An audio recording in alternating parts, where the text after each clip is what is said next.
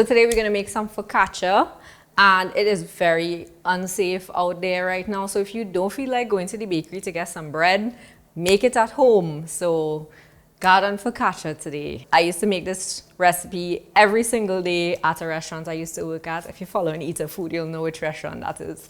But if you don't, well. So we're gonna start with the liquid. I know that's weird, but gonna go with the water first. So I have 2 cups of water and a 1/4 cup of sugar. Sugar is basically to feed the yeast. And I put the yeast in right on top. And I actually let it sit for a little bit to let the yeast activate. So I don't know if it's like a fear that I have of yeast being dead, because I've had dead yeast and then had rock bread before. But I like to see it kind of bubble before I start the recipe, honestly. All of my bread recipes, usually they start with the yeast being bloomed first and then the flour being put in for that reason. And I know Caribbean people, they do bread the other way. They put the yeast in the flour and then they just trust that the yeast is going to work. I don't know. I don't know how I feel about that. But Dawi is one of those people. I'm going to say throwing shade on my bread. I'm not throwing shade. I'm not throwing shade. It's just I have fear. They are fearless people. I am not so fearless. It's been about 10 minutes and the yeast is nice and bubbly and you could clearly tell it's alive. So at this point, it's so simple. I just throw in a little bit of olive oil. To this, I'm just gonna add, it takes usually about 4 cups of flour. Sometimes it takes a little bit more, but you do want a dough that's very sticky. You don't want a dough that's too much like a regular roti dough or like any kind of other regular bread dough. This one is intentionally very sticky. So we're just gonna throw the flour in. And now, as you can see, I didn't put the salt in yet, and that's because salt kills yeast. And you wanna put the salt in with the flour so that you don't kill your nice bubbly active yeast there. And I just put like 3 nice pinches of salt. And there we go. If I need more flour, I'll put a little more, but what you're looking for is just basically something that comes together, and as soon as it comes together, you stop. So this is more than enough flour. Unlike Badawi, I do not like to knead dough. My hands hurt. So I'm just going to leave this right where it is here. And that's it. And we're gonna wait.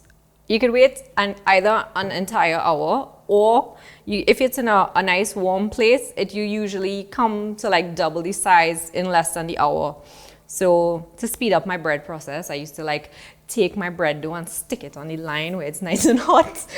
So my bread will do like real quick, and then go and bake it, especially when I was late to work. But just gonna give it a light cover. You could cover with a pot cover or a cloth or some cling wrap and just wait.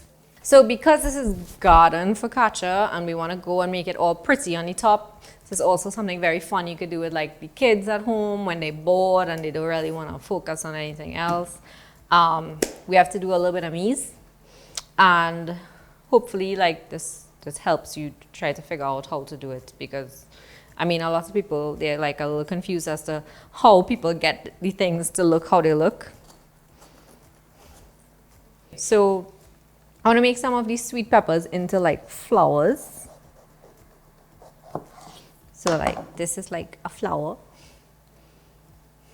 And then we're gonna go with this guy.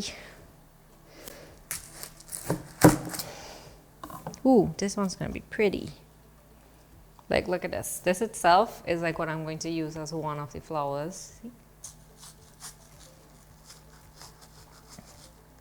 So we're trying to preserve the shape like that.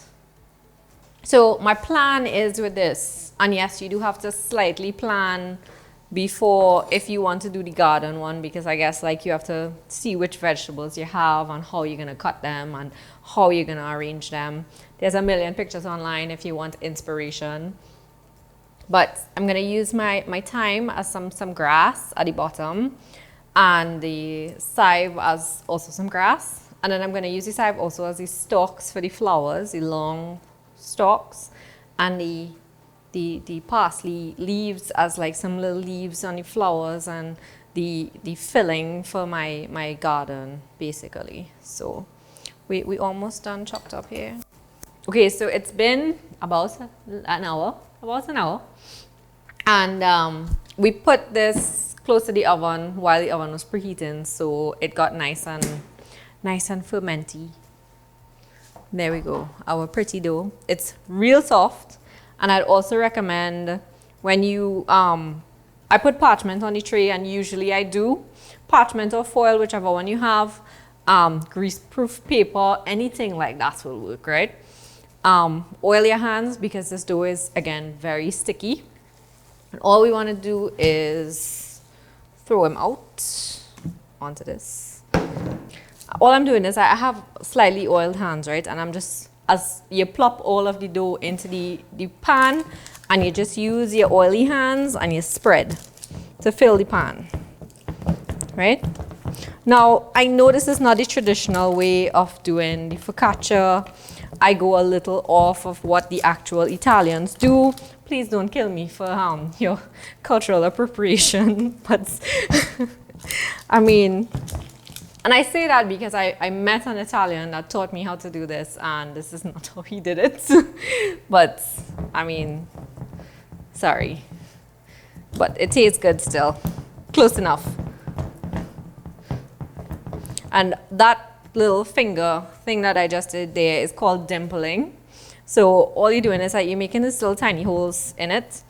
And now is the fun part. We get to top it with all our garden ingredients. We're gonna place our flowers like however we would like them. I mean, there's so many little kiddos out there who like love doing things like this. Like my little cousins are some of them. They're so creative. They always amaze me by all the things that they always do, and they do them so well. Oh, this is one of those things that I think my little cousins would love to do. And I will tell you, rosemary and focaccia is like a match made in heaven. I feel everybody in quarantine should have their little kitchen garden going outside. As long as it is humanly possible, you should. It is the easiest way to save a little bit of money and eat something that did not come from a package. Honestly, it is. Looking like the guacamole need to pass. No, the guacamole does not need to pass. These are wildflowers. If the guacamole passed, it had no wildflowers. What are you trying to say? All right, time to make my spiders. I don't know why Badawi told me I'm allowed to make spiders on this thing, because I'm actually going to make some spiders, dog. Look at my spiders. All right, I think we're done, because if I don't think I could fit anything else on here. Nothing else could fit. All right, so we're just gonna let this rest for, I don't know, maybe half hour or so, and just let it proof back up. And as soon as it's proofed, we stick it in the oven. Okay, so our focaccia is out. It took 25 minutes to bake, so at least you know now, because I never knew before, even though I've made it a million times. And I let it cool for a little bit. I don't like to eat very hot bread. I think it does this weird thing with the hot dough, and it kind of squishes together, and it's not that great to eat. So it's still very warm, but it's not piping hot. I'm gonna cut my little spider and try it. So it's exactly as it's supposed to be. It's nice and crisp on the outside and fluffy and soft on the inside, and it's gonna be perfect. When it came out of the oven, I drizzled a little olive oil extra on top, and if you like, you could do some of like the sea salt on top as well, but I didn't. But you can, especially if you know you forgot the salt on the inside, which I have done many times, and sprinkle salt on the top instead. So let's try. And all of that olive oil, oh my god. It's so good. Will I have you one piece? I will try a piece. Yeah. Thank you. Everybody who orders from me, every time I do this bread and put it into those mix boxes, they are always 100% happy with how this bread comes out. It is just real good. It's like a no-fail bread recipe, basically. So the entire recipe can be found in the description box below and in the website. So please try it at home, and we'll see you next time.